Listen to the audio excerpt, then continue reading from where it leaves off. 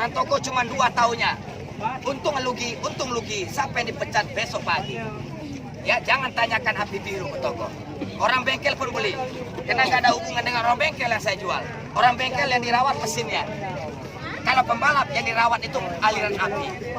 Karena ujung tombaknya Honda itu cuma 2, oli dan pengapian. Kalau ini nggak boleh dijual belikan. Ini bawaan aslinya. KGD, bawaan Tiger, GL McGell Pro. Laki-laki Hondanya, perempuan apinya. Ini nggak ada merek.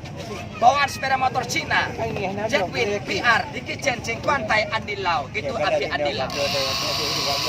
Ini kalau kita beli di toko Cina, mereknya Federal, lambangnya bunga. Tapi apinya tidak bunga, bunga bangkai, bunga kehancuran. Nah, ini yang saya modifikasi.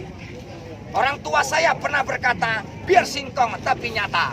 Buat apa roti hanya dalam mimpi? Anak Indonesia makan roti mimpi. Makan singkong yang nyata. Nyata?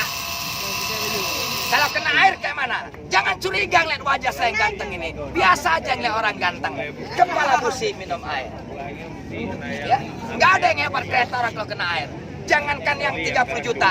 Erli di Pison 1 miliar harganya. Begitu kena air semir, Erlinya